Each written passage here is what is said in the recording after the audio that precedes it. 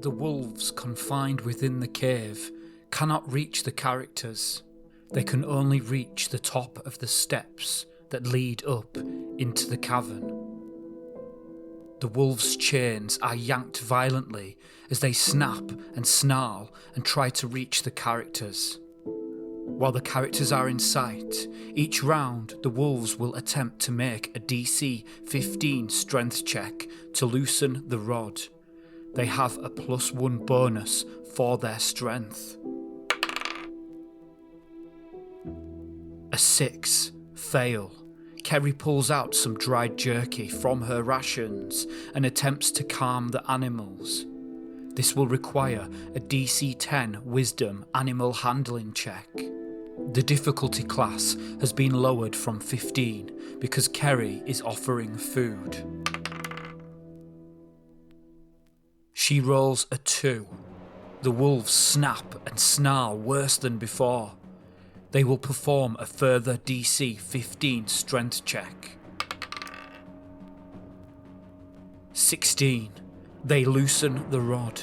The DC will now drop to 10. On a second success, they will yank the rod loose. It looks as though it is about to bend, and if it does so, their chains will be freed. Let me try, says Dane, taking the jerky from her. He rolls a 15. Whether it's the tone of his voice, or something about his posture, the way he looks at them, who knows? But he manages to calm the wolves, who will now allow the characters to move throughout the room. The irregular shaped room has a narrow opening, a kind of fissure in the east wall. At the base of the fissure is a pile of pungent rubbish. Hassad inspects the fissure. It appears to be a natural chimney that climbs about 30 feet upwards. There is just enough room for a single character to climb up. It seems as though this natural chimney is used as a rubbish chute for the refuse. Inside this is a thick smell of rotting meat and sewage. I think there is probably only about a 10% chance that the characters will want to climb up. The characters decide to follow the stream that runs through the cave, but as they go deeper into the cave, Hassad, Kerry and Eric are plunged into darkness. Kerry lights a torch and takes the lead. The main passage from the cave mouth climbs steeply upward, the stream plunging and splashing down its west side.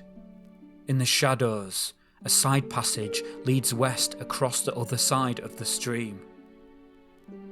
In the shadows of the ceiling to the north, they can just make out the dim shape of a rickety bridge of wood and rope crossing over the passage ahead of them. Another passage intersects this one, 20 feet above the floor. Kerry attempts to examine the bridge to see if she notices any sign of danger. This will require a wisdom perception check.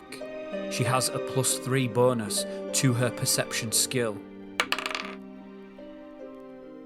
She rolls a natural 20. She notices a single goblin sneaking away across the bridge and out of sight to the east.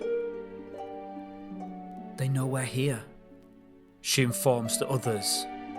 The passage to the west is choked with rubble and has steep escarpments. This will be treated as difficult terrain. The characters need to decide whether they will keep going north towards the bridge or try the more difficult western passage. I will rule it's about 50-50 chance for each.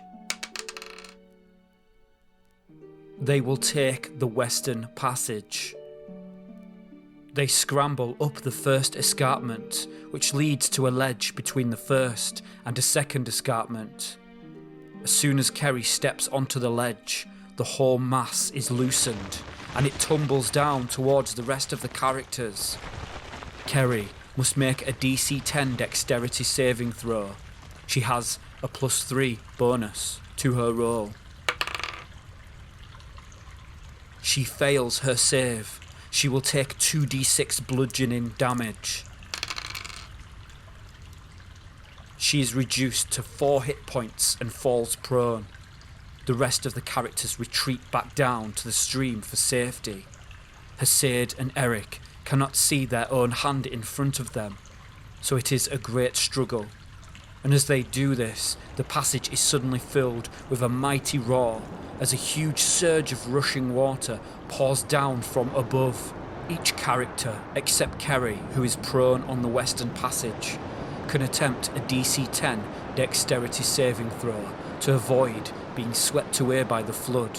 Characters without dark vision will have a disadvantage on their roll.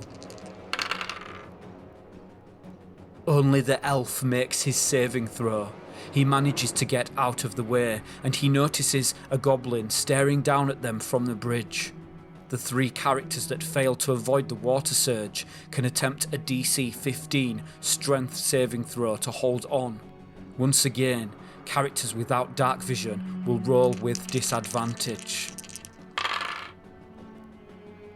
Hesed manages to hold on, but Eric and Dane are washed downstream and out of the cave, taking 1d6 bludgeoning damage.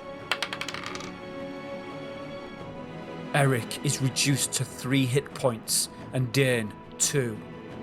The goblin on the bridge sneaks across the bridge again to call for a second flood.